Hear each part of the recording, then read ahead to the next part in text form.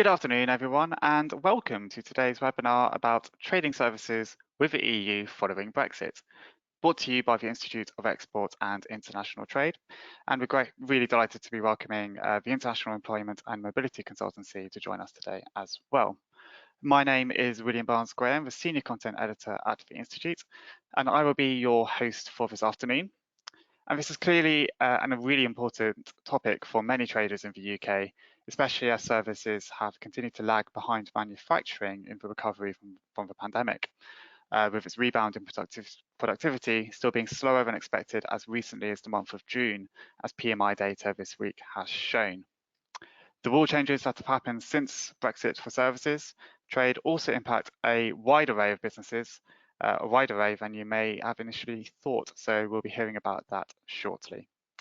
On the next slide, here you'll see that we have two fantastic speakers to talk you through the new rules and conditions for trading services in the EU post-Brexit and under the rules of the UK-EU Trade and Cooperation Agreement. Later on, we'll be hearing from a regular on the programme in Kevin Shakespeare, the Director of the Academy at the Institute of Export and International Trade. But before Kevin, we'll be hearing from Tim Thomas from the International Employment and Mobility Consultancy, who is a UK lawyer with over 10 years experience helping firms trade services between the UK and EU. But before handing over to Kevin and Alex, on the next slide, I'm just going to run a quick poll. So that's the next slide. So this poll is going to ask you, which of these industries do you think exports services? The options there are manufacturing, e-commerce, training, accountancy, finance, and you may select all that apply. So please do feel free to answer that question. And while you're answering that, just a couple of housekeeping notes. Firstly, you can contact me with any comments or questions using the question panel on the control window to the right-hand side of your screen. We hope to get to a number of your questions towards the end of the webinar, though please bear in mind that we have already received a fair few questions in advance, so we'll not be able to get to all of your queries today. If you feel as though your question has not been answered, please do review our technical helpline or training and consultancy offerings, which we will be talking about later on in the webinar. Secondly, you will receive access to today's slide pack and a recording of the webinar in a follow-up email, which we'll be sending before the end of the week. So please do try to listen in as carefully as you can to today's presentation. So I'll give everyone just a few more seconds to answer that poll. Again, reminder, you can select all the options that you think apply, so any of those which you think counts as a service. So I'll do a 5-second countdown. 5, 4, 3, 2, 1, and I'm going to close that poll and share the results. So 86% of you think accounting is, and over 80% think training and finances as well. Slightly fewer of you think manufacturing and e-commerce are both services, 70% and 71%. But the majority of you have selected a good mix of them there. So Tim, what do you think? Is this correct? Are our audience right in saying that all of these items could count as a service in one way or another? Well, they are, but they're all services that we export to the EU in one way, shape or form. Of course, a services export could be direct or indirect. It could be a person going to the EU. So in manufacturing, it's going to service a piece of equipment, perhaps install, commission, maintain a piece of equipment, whether you sell it or not. But all of those things are forms of services that are supplied by UK businesses to the EU in some way, shape or form. Great. Well, well done, everyone. Thank you for answering that poll. And I think on that note, without any further ado, on the next slide, it's over to Tim for the first presentation. So over to you, Tim, on the next slide. Thanks, Will. So thank you for the invitation.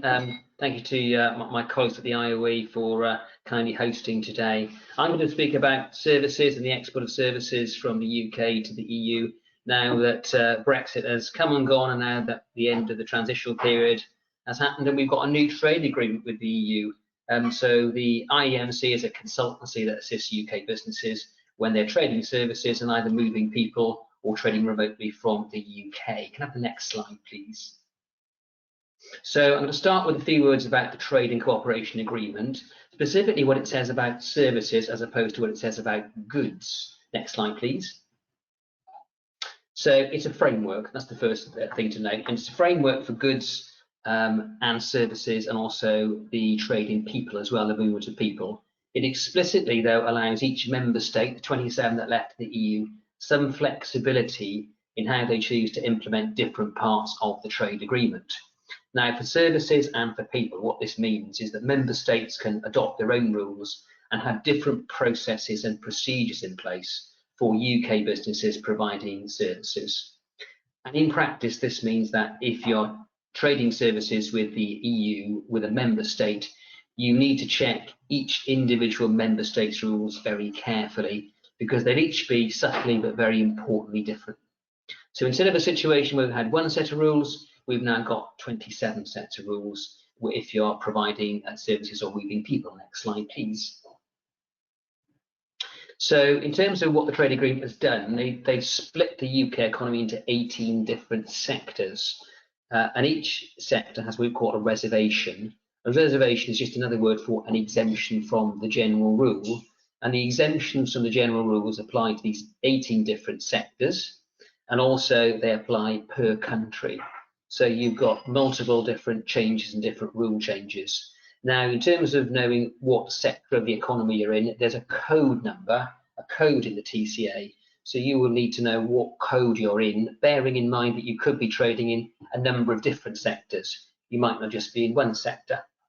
So with the sectoral code, which you can check through some information that's on the WTO or the international websites, you can then see what EU countries have added by way of restrictions. So commonly, for example, if you're trading in the public sector, there are restrictions there, or defence, or aerospace, or utilities, or communications. Usually EU member states have added their own country-specific restrictions if you're providing those sorts of services. And then when you know what service sector you're in, you then need to check with the TCA to see whether your activities are covered by the TCA and whether you've got the right to provide services at all. And that's a precursor to everything I'm now going to say. The first thing is, do I have a right from a UK entity to provide EU services in the first place? Next slide, please. So, people services. Now, this could be someone travelling from the UK to any EU member state. They could be travelling short term or longer term, but the key thing is they're providing some sort of service to a customer. Now, this could be an engineer, could be a technician. The length of the service doesn't matter. It could be a day, a week, a month, or several years. It's the activity that matters. So what we're talking about here is anything at all that is broadly customer or client facing, however minor you might think that is. So all the previous rules for the movement of people were in the single market. We've now left the single market, and therefore those rules that allowed us to trade in services now don't apply to us anymore. The movement of people travelling to the EU to provide these services, that's in the services chapter of the TCA, which by volume is quite a long chapter in the Trade and Cooperation Agreement. Now, each individual member state, their national laws take precedence over the Trade and Cooperation Agreement. So in terms of the movement of people, the provision of services, you're always falling back on the national laws of each member state. The trade agreement explicitly allows both the UK and EU member states to impose individual border control and visa measurements. So what we've done in the UK, we've got a new immigration system, new points-based system. We implemented that at the end of last year. So we in the UK government has instantly taken advantage of the trade agreement, being able to impose those border control measures. So when anyone comes into the UK now from the EU, they are subject to immigration control. Whenever we go from the UK to any EU member state, we are fundamentally also subject to immigration control.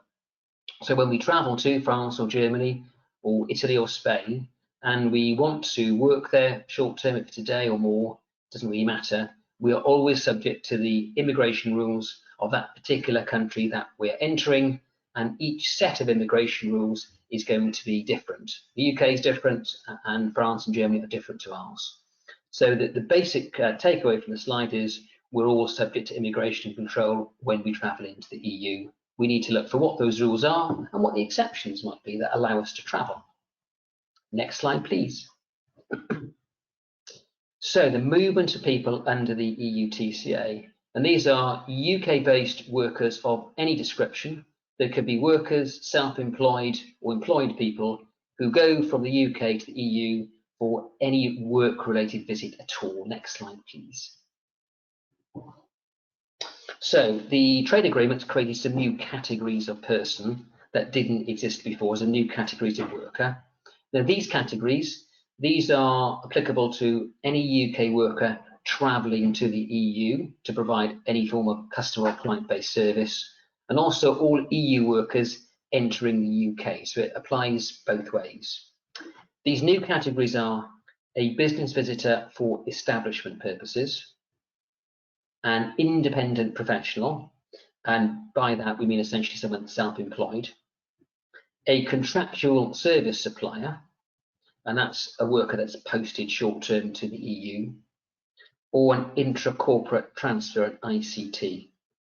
Now these definitions might not be exactly adopted by all EU member states, and they are subtly different in all EU member states, but these are broadly the categories that the trade agreement has created. Next slide, please. So independent professionals, I'm going to just focus on a few of the more relevant ones. These are self-employed workers. Now they're either self-employed in their own right, or they're working through a personal service company, or they're agency workers if they're self-employed, and many are. So for this group, the self-employed, there are some significant new barriers that have emerged. Now, under the trade agreement, they can only provide a service at all if they're contracting with the final consumer. Now, of course, many consultants and independent professionals, they might be contracting with a UK company, but it's the UK company contracting with a consumer or an entity in the EU. So in that situation, of course, the trade agreement's not going to allow the independent professional to travel and work at all. They'll have to find another route, and the other route broadly will be complying with the individual rules of the member state. Now, even when they do have that contract with the final consumer, it's got to be of less than 12 months duration, and they've got to hold 6 years professional experience in the relevant category. So independent professionals are only going to be able to work as they did before if they've got the end contract with the consumer, it's less than 12 months, and they've got the professional experience. If they don't have those things, then the workarounds for independent self-employed professionals are quite tricky. And broadly, it's trying to find a route to get a national work permit, or what it is going to be establishing themselves in the EU as a small entity and trading through that entity in the EU. So independent professionals, some new barriers there. The next slide, please. Contractual service suppliers, for most UK businesses, this is going to be the main category. So these are employed individuals, and they're what we used to call posted workers, workers that we post on an assignment to the EU.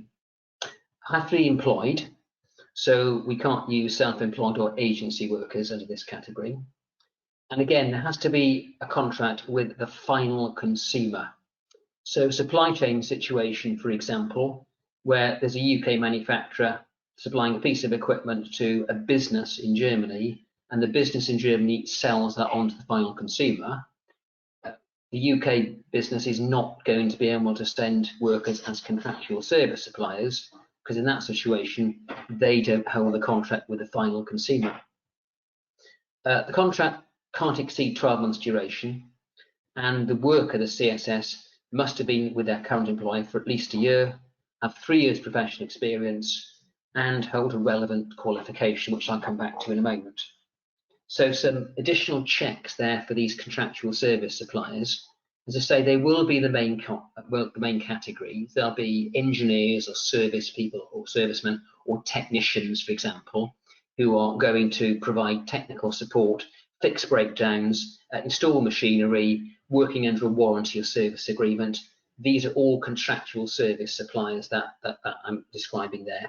They can't receive local EU remuneration, which means they must be paid for from the UK. Next slide, please. Intra-corporate transfers. Now, these are people transferring within the same corporate group from one entity to another, and there is a route within the Trading Cooperation Agreement. The ICT must have been employed for a minimum of a year with the group in the case of managers and specialists, and 6 months in the case of trainees. Next slide, please. So a manager, that's a senior personnel who's directing a division. They can stay for 3 years as an ICT. A specialist can also stay for 3 years. They've got specialist knowledge of the firm's activity. And a trainee is essentially a graduate trainee, and they can stay for 1 year. Again, all subject to the rules of the individual member state. Most member states do permit ICTs, but most member states require a work permit, a specific work permit, and a visa and a residence permit for longer term ICTs. Next slide, please. Short-term business visitors. Now, the benefit of the short-term business visitor route is, in general terms, this is a much easier way to travel. Generally, you will not need a work permit or a visa. You can enter more swiftly. There'll be some documentation to show at the border, but there's restrictions on what a short-term business visitor is. So they can't engage in selling goods and services to the public and can't provide any services at all. They could still be subject to border control. So what we mean there is when you enter as a short-term business visitor, then the border official can ask you for certain paperwork to establish that you're a genuine business visitor. For example, that could be a letter of introduction, a sending letter from your employer. You are required potentially to have certain travel and health insurance as well, and also show that you've got a place to stay in that country and you've got return travel tickets. So short-term business visitors can be asked for that documentation at the border. There's a permissible length of stay, which is 90 days in any 6-month period, but you're subject to local licensing and qualification requirements and technical standards. So, for example, if you entered as a technician or engineer, then that is highly likely to need a local licensing or qualification requirement will apply there, in which case you couldn't do that sort of work as a technician, as a business visitor. You would need a work permit or have an exemption from a work permit from the particular member state where you're working. For example, Germany offers some exemptions, France offers some exemptions, Belgium offers some exemptions for engineers and technical staff, but you need to check the individual member states' rules to make sure you fit in those exemptions. Each individual member state can, as I say, impose those requirements at the border, and if you have an exemption, you must be able to prove it at the border in order to enter the country. So this is a big change, I think, for many UK businesses, and it comes back to what I said at the start, which is we're all now subject to some form of border control. Next slide, please. Professional qualifications, if you can move on to the next slide again. This is an extremely important part of any service provision. So if you're a technician or an engineer of any kind, if you travel to somewhere like Germany, you'll find that those professions, those sectors are highly regulated, and that you need to have particular qualifications to be able to practice as an engineer in Germany. Now, in the past, in the UK, we've used UK qualifications to establish that, but as you see from the slide, our qualifications now are not automatically recognised in the EU or Switzerland. And when we rely on our qualifications as mobile workers, now we need to check to see actually are those qualifications recognised in the member state, because if they're not recognised, we will find that obtaining, as you see in the slide, a work permit is going to be very difficult. Usually in most member states, you can only obtain a work permit. So if you're servicing or repairing a machine, you need a work permit for client-facing work. You can only obtain that work permit if you hold a recognised qualification. Also, usually contractual obligations require competence and qualifications in order that the contractual obligations can be performed in the first place. So there's various reasons why qualifications are important. Movement, having a work permit, complying with contractual rights. But if we go to the next slide, we'll see that checking the qualifications is something that UK employers perhaps haven't been doing in the past, but they will need to do in the future, because national law or insurance requirements or health and safety requirements will require certain categories of worker to be professionally qualified to prove their competence. Now, you first of all need to know what qualifications your employees have, and then determine how they are recognised. And usually they're recognised by making an application to a national authority, there's 27 of them, to check that your NVQ level 3 or 4 or 5, whatever it is recognised in that member state. Once you know it is, then you can either send the worker or apply for a work permit, whichever the case may be. The qualification part of the mobility of labour and the provision of services is something that is perhaps a detail that is often overlooked, but it's quite fundamental, because in most member states you cannot lawfully provide a service to any customer or client without telling the country you're going there beforehand, without having the permission to work, and usually both of those things, telling the country you're sending a worker, a notification process, and getting a work permit, both need the UK company to prove the qualifications of the professionally qualified workers that they're sending. So that's a word on professional qualifications and why they're important. Next slide, please. Intellectual property and digital marketing. Let's move on to the next slide, please. So IP is an area which again is extremely important. The UK was part of a harmonised system before Brexit, and in terms of IP, digital marketing and data, we're now outside the European Union, so we're no longer part of that harmonised system. So we need to look to other international agreements and also what the trade agreement provides by way of equivalent protection.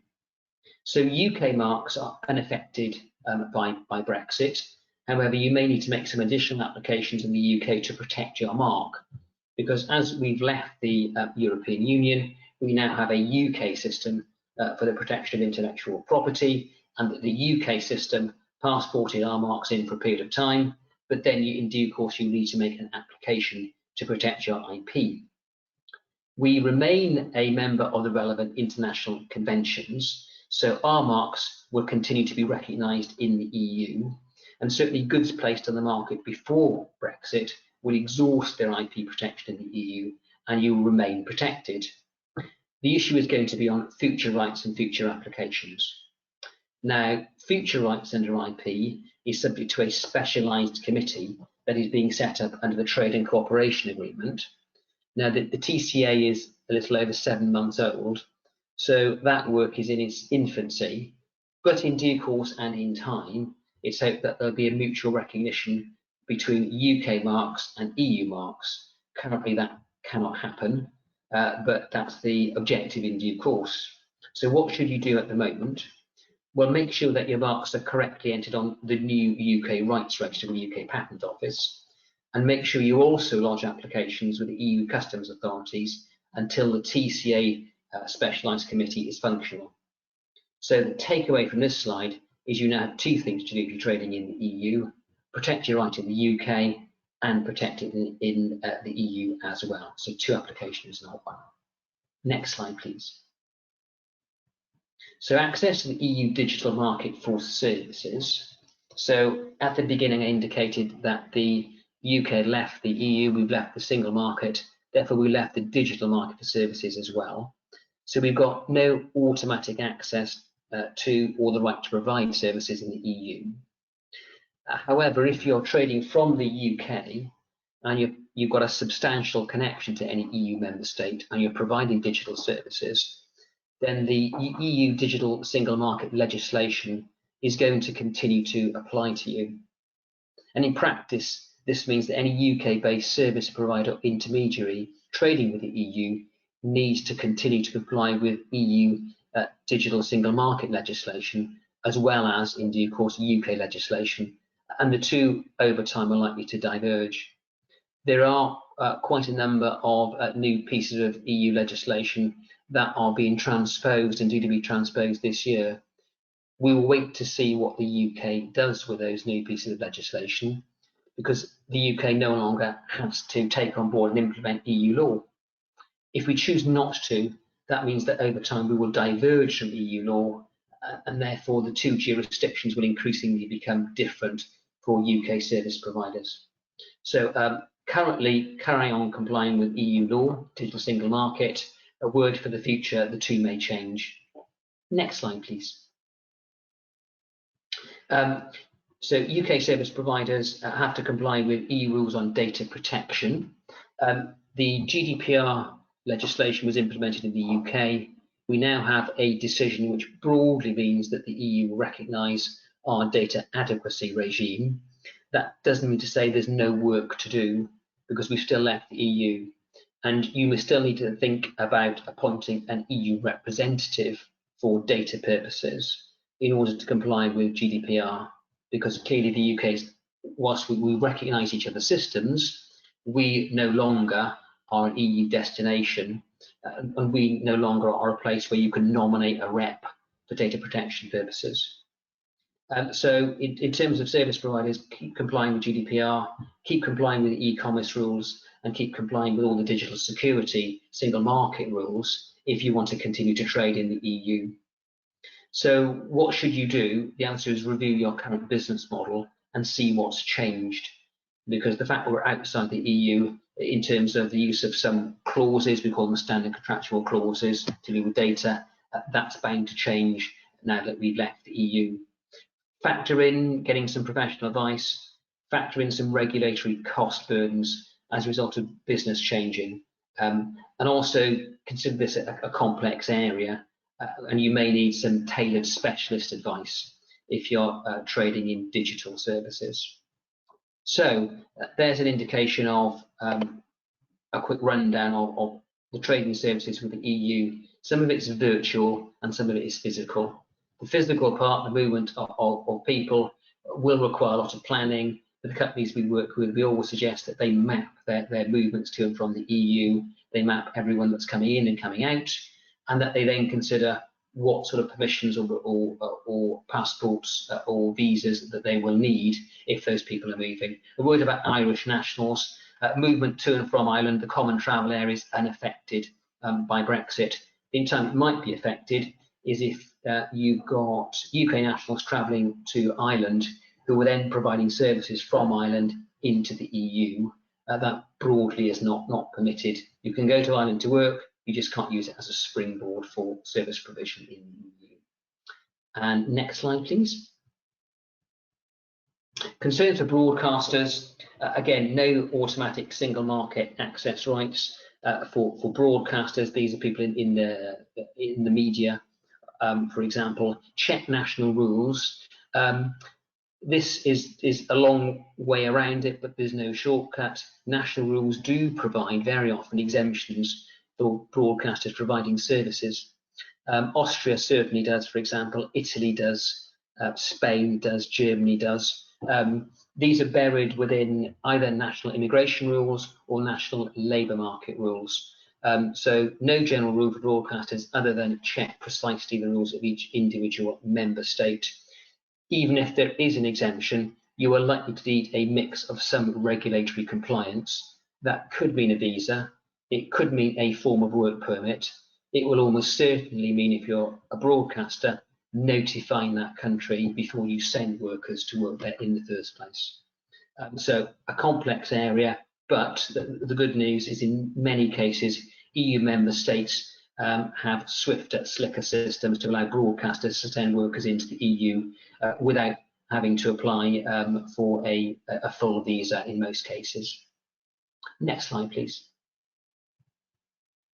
The first point on this slide, pre-notification, that is just a general rule for most workers travelling into the European Union to provide services. Usually you always need to notify the member state in advance that you're sending the worker there and comply with local labour market rules. Let me give you an example of France. France have a portal called SEPA. If you're sending a technician to work in France for a couple of days to repair a machine, you have to pre-notify on SIPC, you have to comply with local labour market rules, which broadly means for the days that the worker is in France or Germany have the same system, days that your technician are in France, you must pay them what the equivalent would be for the German or French worker that's providing the same work. And those rules are found in the local collective agreement. And the local collective agreement in the case of Germany and France and Spain are regional. So if you're sending a technician to one part of France, to Paris, you need to pay one rate. If you're sending them to Lyon, it will be a different rate. If you send them to Marseille, it'll be a different rate again, because all the collective agreements are sectorally and regionally based. And you can't actually send the worker until you work out what you need to pay them, because the pre-notification process, which is a legal requirement, requires you to tell the labour authorities in France or Germany how much you're paying the worker for the days that they work in France or Germany, for example. So that is a general requirement, applies to broadcasters, but it applies to all workers. Bear in mind for broadcasters, again, what I said about professional qualifications. I will repeat the point. You need to check that the professional qualifications are still recognised. And also the last point again, assume that the sector is outside the general right to trade as broadcasters. That was one of the substantial carve-outs in the trade agreement. So always check the local rules. And I'll pause there. Hopefully, William, that was to time. Thanks, Tim. Yeah, just about a very comprehensive presentation there. It's really interesting. Also, we know a lot about the travel restrictions under media reporting, but the complexity and the divergence between states is just such a minefield to get your head around. There's a lot to take in there. So thank you, Tim, for really. So move to the next slide. Just before we hand over to Kevin, we're going to do another quick poll. This is following on from the poll we did earlier. And this is now asking you, our audience, do you consider your business to be trading services in any way? Yes, no, or not sure. So hopefully that presentation there will have yielded some light on that question. A few questions for you, Tim, just while people are answering that. One in from Ross. So Ross has asked, in terms of normal business trips in one or more EU countries, do you require a visa for each country? Yes, you do. If you're a business visitor within the broad exceptions I described, you won't need a visa or a work permit in most cases. If you're doing any form of client-facing, customer-facing work, then the visa or work permit is country-specific. Well, so the French visa will cover you for France. If you've got someone that's country hopping, they're doing 2 days work in France and 2 days work in Germany with a client, then they'll need 2 visas, 2 work permits. And on a similar vein, a question from Dale, who's asked, does use of the 90 days within 100 days for business use have any impact on personal use, such as holidays? Yes, it has. The period, the 90 days, is inclusive of all visits to the EU. So if you were going on holiday for 3 weeks, that's 21 days off the 90.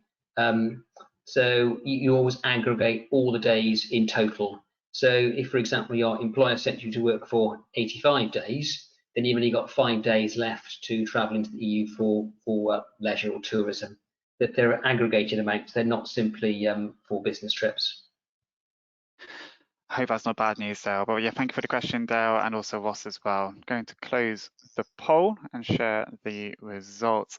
So there's 13% of you still not sure whether your business is trading services in any way at all, but 81% of you are now saying yes, 6% no. So thank you everyone for answering that poll. And without any further ado, thanks Tim once again for the presentation. We'll hear more from you in the Q&A later, but I'd now like to hand over to Kevin Shakespeare from the Institute of Export on the next slide. Thank you very much indeed, Will, and thank you to Tim for a great presentation. A lot of really good points there, and it's a real pleasure to be working with you. So in my few slides, I'm going to go over some other factors to consider and take start by taking a wider view from a world perspective. So if we can have a next slide, please. So what we're going to look at is going to look at a WTO General Agreement on Trade and Services. Then we're going to look at a single Euro payments area, SEPA, which is an area where some businesses and service providers may have visibility on, but others may not. And then we're going to look at around the e-commerce space for the movement of goods, but an example where e-commerce providers may consider their service sector, but there's that little bit of element of movement of goods as well. So we have the next slide, please. So first of all, coming back to General Agreement on Trading Services GATS, WTO. So in many respects, it is the fallback position unless there is a trade agreement between the UK and either another country or a trading bloc such as the EU. And it provides 4 modes. Mode 1, the suppliers the ability to supply services cross-border. Mode 2, the freedom to consume services. Mode 3, the establishment of commercial entities in another country. And then Mode 4, the ability of individuals to travel to other countries to supply services. And clearly, the WTO members have by and large signed up to GATS. But importantly, it does provide scope for WTO members to make exceptions and exemptions if it's in the national or strategic interest. So Tim, for example, mentioned defence as one example of that. It is the fallback position, GATS, and it applies for any provision of services to any service businesses providing to WTO member countries, and clearly that would include the United States, China, India, so on and so forth. But it is important to recognise that. If we have a next slide, please. So third country status, and it is important because we often refer to the 1st July that the UK, following the end of the transition period, no longer has access to the single market, is no longer part of the customs union. But this concept of third country status is really important for so many different aspects, and Tim's alluded to lots of those points today. Clearly around the movement of people, the ability to hold data, access to EU platforms and systems, and the application of legislation. And again, that potential for legislation to diverge as it's taken into UK law and amended. So, and it's not, we shouldn't just think about where we are today on the trade and cooperation agreement. There could be further iterations of it, further agreements, such as in financial services, for example. But we've also got to think about it in a wider sense as well. So as the UK signs more trade agreements around the world, there may be more divergence from the standards that the EU have recognised in some areas for mutual recognition. So data, GDPR regulations could be one example of that. So we must also be aware that where we are today may not be the final picture of where we end up in years to come. If we have a next slide, please. So we're now going to look at the single euro payments area. So if we have a next slide, please. So yes, this can apply for trading goods as well, but it is very applicable for trading services. So SEPA, Single European Payment Area, is very much an initiative of the European Union. It's quite interesting. The Institute's doing a lot of work in Africa at the moment on the African Continental Free Trade Area, and it's quite interesting that a lot of the systems they're looking to develop are based on the EU platform, such as an African-wide payment system, for example. But you have this principle of credit transfers and direct debits.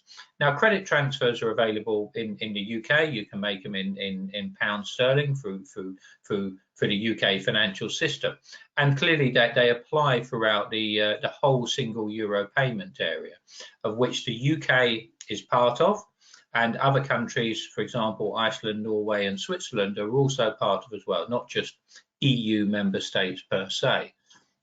So the UK is still part of it. So you can make transfers in euro credit transfers across the EU, and you can also make direct debits. And this is quite important.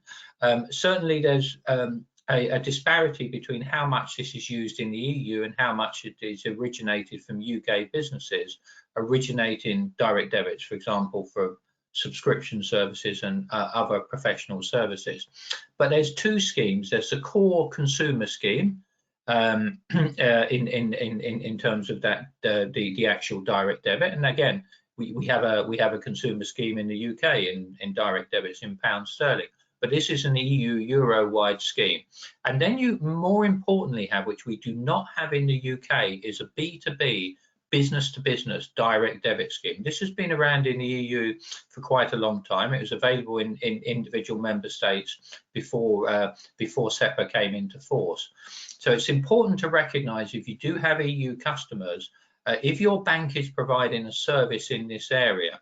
So a number, if we have the next slide, please. So just a point, sorry, to finish on the banks. Many of the UK banks will provide SEPA services. What you need to do is check with your own bank if you want to use these services, but they are useful services, including the direct debit scheme. So we're now going to move on to e-commerce providers. So we have a next slide, please. So I'm not going to go through this in any great detail. We know things have changed for movement of goods from the 1st of January, that its movement is now an export, not a dispatch, and an arrival into the EU is now an import. So it's changed, and that fundamentally changes how we operate with the likes of customs declarations. We have to meet rules of origin requirements under the Trade and Cooperation Agreement. But probably the VAT aspect is one that's been quite visible in the import VAT becomes payable at the time of import, at the time of importation, unless the importer takes steps to defer the VAT payable, and that importer could be the actual overseas buyer in the European Union. It could be the exporter in Great Britain, depending on the Incoterms which are agreed. But so it's an important aspect of that import VAT. And then we had a few changes last week, and if we have a next slide, I'll quickly talk through them, which do have implications for e-commerce providers. So if we have a next slide, please. So last week, the EU ended the concept of low-value consignment relief. So previously, any movements below 22 euros will no longer be exempt from VAT, £15 equivalent, roughly. So import VAT is payable on everything. So if you are an e-commerce provider in Great Britain, I use the word Great Britain because Northern Ireland has separate arrangements, sending parcels, for example, to the EU, you will be subject to the local rate of VAT, or there will be import VAT payable, either by the overseas buyer, if that's a consumer, that's quite difficult, or by the GB e-commerce provider, depending on the Incoterms used. If we have a next slide, please. So the next change, or the most recent change, as well as the ending of low-value consignment relief, was the import one-stop shop, IOSS. So, and this is a concept applying for goods valued at 150 euros or less, where non-member state exporters, including exporters, e-commerce providers in Great Britain, can apply to join the import one-stop shop. And effectively, it allows the supplier to move the payment of import VAT to the actual supplier, the GB supplier, GB exporter. So, and it's an important concept there, registering for the one-stop shop. And clearly, if you're selling to consumers who clearly don't want to pay extra costs when goods are moving, and also have to pay the VAT, which they can't reclaim, it's going to be very, very difficult there. So it's moving the import one-stop shop, the VAT payment, to the GB supplier exporter. But in this case, you would have to register, as well as for the import one-stop shop, for import for VAT registration in one EU member state. And that may require the appointment of a fiscal representative as well to represent you. But there are benefits to do that in terms of the proposition, trying to make sure the consumer receives the goods without the additional payment of VAT. So that's a quick overview. And again, thank you to Tim. Been a pleasure working with you on this. And I'll pass back to Will for the next poll. Thank you. Thanks, Kevin. It's ever really informative, and that information of the IOSS in particular is so pivotal at the moment. It's such a big change, and we are doing plenty of the IOE to support companies with that. So do get in touch if you have any questions about that. Just going to, as Kevin said, launch our next poll. So this is asking you, what would you say is the biggest challenge you are facing when trading services with the EU? The options there being ease of movement for mobile workers, IP protection, recognition of qualifications, rights to provide e-commerce services, or there's another there as well. And with the other, please do type in the question panel what other may be for you, if that is what you are answering. Kevin, just while people are answering that poll, a couple of questions to get the Q&A going. We've had a few people asking around financial services.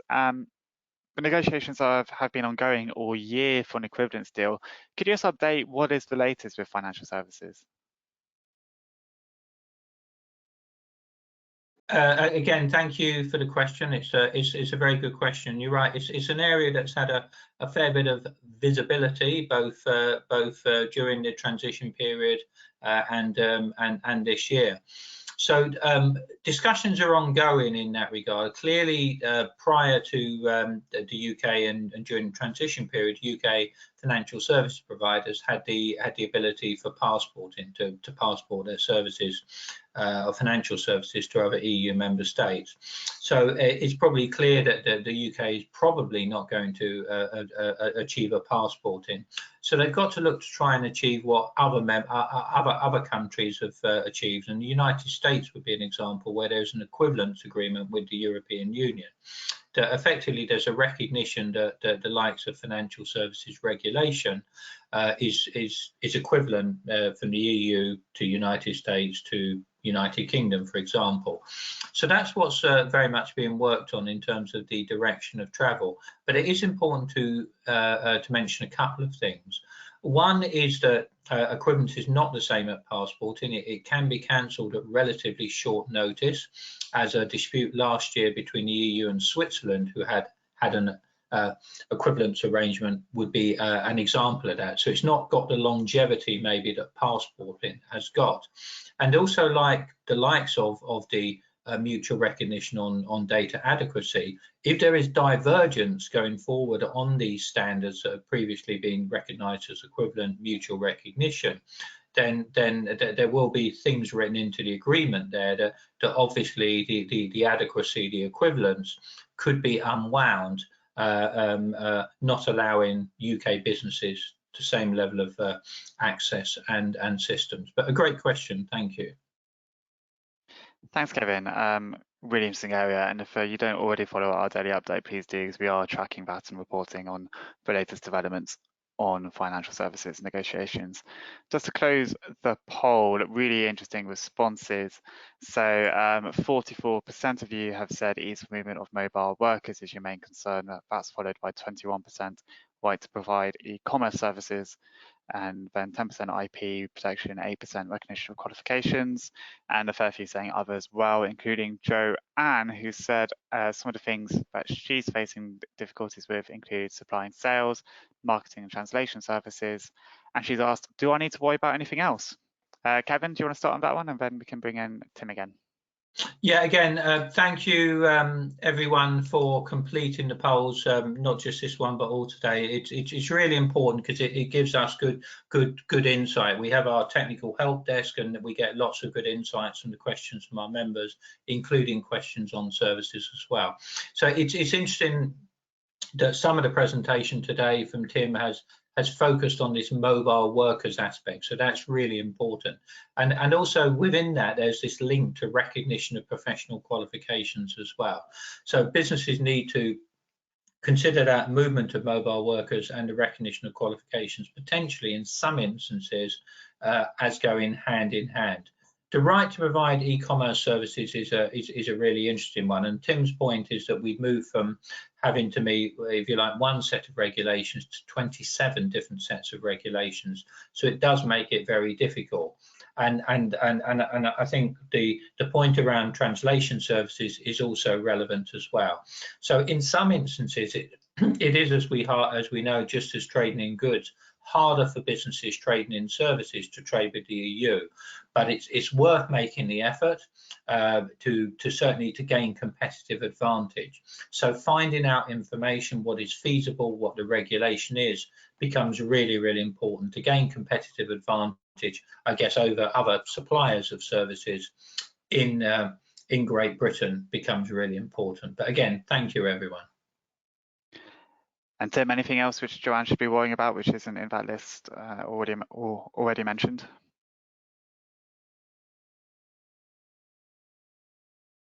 You're on mute, Tim. Apologies, Will, I'm back. Yeah, so it's just Joanne was asking, is there anything else which service traders should be worrying about which isn't already on that list? I don't think so. I think they're big buckets, that's all I would say. So when we say ease of movement of mobile workers, that is a large category and covers many different things within it.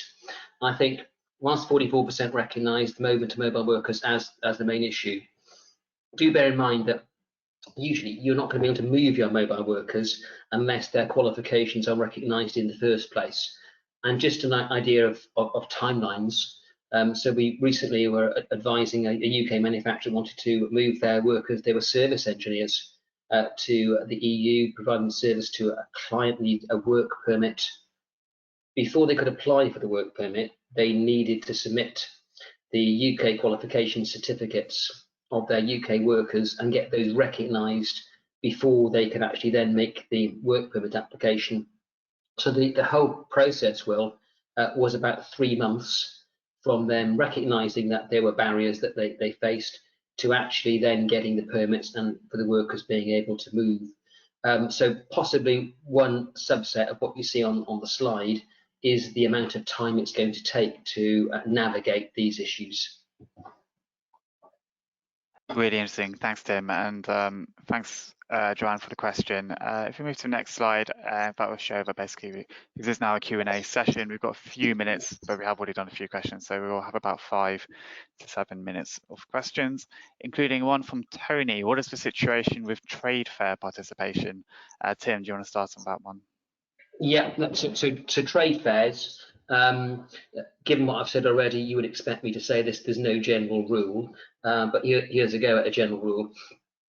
If you're participating in the trade fair, so if you're going and you're simply there as a delegate, so you're looking at the stands, you're looking to make contacts, you're looking to see what products and services are on display, absolutely fine, and generally you would do that as a business visitor.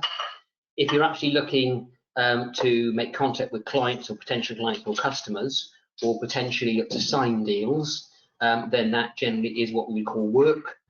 So in most member states, you would need a work permit to do that sort of activity. And in some member states, you need a specific work permit for a trade fair or exhibition in the first place.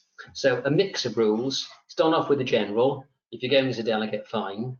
If you're going to exhibit, if you're an exhibitor and you're looking to make contact with customers or clients, please assume you need a work permit.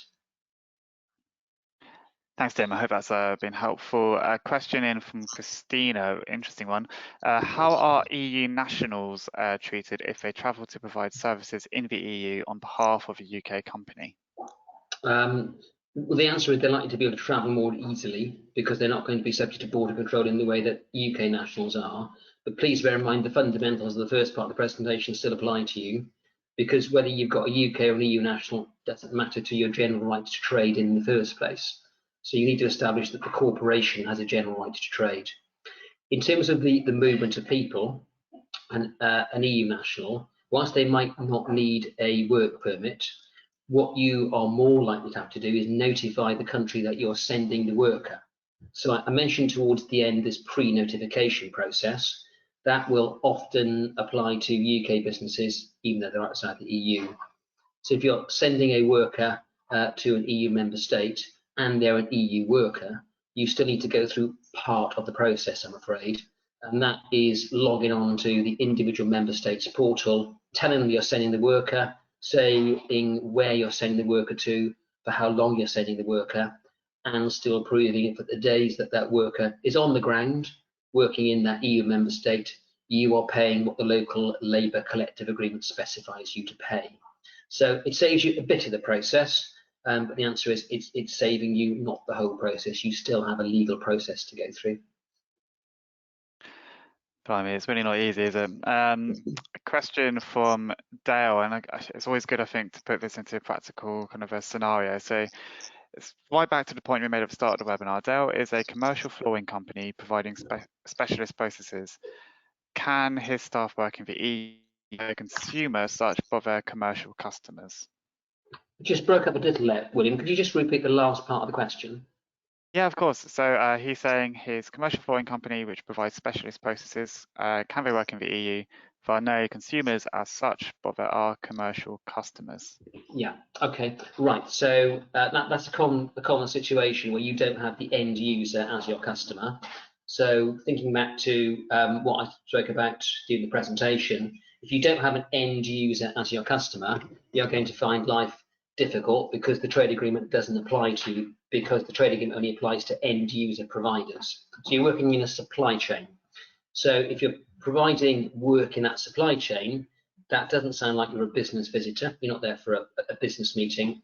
So you are going to need a country-specific visa, stroke work permit, or your work permit for each country where you're sending your workers to. And at the question we had previously, clearly, if you're going to France, that's one permit. If you go to Germany, that's another permit. What we found, well, was when we do this work for clients, getting that individual work permit is actually quite an intricate process, because you will not have a direct contract with the end user in that particular country. Now, there are routes around that, and there are ways that you can still get permits for your workers to work, but unfortunately it's not straightforward if you're in that supply chain situation. More than happy to pick up with a member individually on that, William, if they want some more information. Thanks, Tim. I hope that's been helpful, Dale. And yeah, that's a kind offer as well, Tim. I think you touched on this earlier, but a question from Nigel, who's asked, does the UK new categories also apply to Northern Irish individuals supplying services to the EU? Yes, broadly. So if you're an individual residing in Northern Ireland under a UK passport, then what I said broadly applies to you. The only difference will be if you're a UK national residing in Northern Ireland, of course, you also have the potential to have a passport from the Republic of Ireland as well, in which case the movement of people dynamic changes. The fundamental doesn't change, because you're still trading from the UK and you still need to establish the right to provide services. Cool, thanks, Tim. And we'll do a couple more questions. We are running low on time now. So John has asked, how are downloadable items such as publications or subscriptions affected by the change of rules? For instance, where the EU entity or national logs onto a UK-based website to acquire the items. Yeah, I mean, broadly is still trading in the EU. Same with training, providing digital training, for example. If the consumer is in the EU, then in general terms, EU law applies. Same with data. If it's an EU data subject, no matter where they are in the world, then EU law will broadly apply. The EU have a phrase they call it extraterritorial jurisdiction, and that's just a way of saying that EU law will apply if you're providing a service to a consumer in the EU, or you're dealing with a data subject who's an EU national. Thanks, Tim, and thanks for touching on training as well. So we had a couple of questions on training, so that's two birds, one stone there. One last question, and a question for Kevin, actually, because I know you wanted to talk about data. So Leslie has asked, how do the new rules affect the transference of data and gathering of data between EU countries? Yeah, so the UK and EU have agreed a data adequacy, which has been ratified by the European Commission. And I think it's important to note, however, that that's not the end of it. So as anything with data flows, GDPR businesses should be looking at standard contractual clauses to make sure that they're compiled and the consumer is fully aware that how their data will be used. Also, there's this important aspect that Tim referred to around data rep, and we know that when we know at the Institute, in that we have many many EU nationals and EU businesses using our services, that we've had to obviously take steps in that regard as well. So it's important for businesses to recognise the role of the, if you like, the EU data rep, and also the role of standard contractual clauses. It's not quite what it was before 1st of January this year. Thanks, Kevin. On that note, we are running out of time, and we've got one last exit poll, I suppose, to launch. So this is just going to gauge whether you'd be interested in any further training or support RE services trade in the EU following Brexit. So while you are answering that poll, just to wrap up, thank you once again to Kevin and Tim for the presentation and answers. Really comprehensive presentation and some really interesting information, which I certainly didn't know before. So I hope everyone has found that useful. Before we go, just a reminder of some of the support the IOE is providing to support businesses adjust to the new rules for trade with the EU following Brexit. That's goods and services. Membership with the Institute gives you a range of support, including discounts on training courses, access to our experts via our technical help desk, member-only webinars such as the one we're running today, consultancy support, and plenty more. The Institute also provides a comprehensive suite of qualifications for people who are looking to really enhance their careers in trade and gain industry-leading knowledge on how trade works. For more information about all of that, please do visit export.org.uk. I'll give people a few more seconds to answer that poll as they leave the webinar, but I'd like to thank everyone for tuning in. I hope you found that useful, and for all you England fans out there, let's hope we get another step closer to bring it home tonight.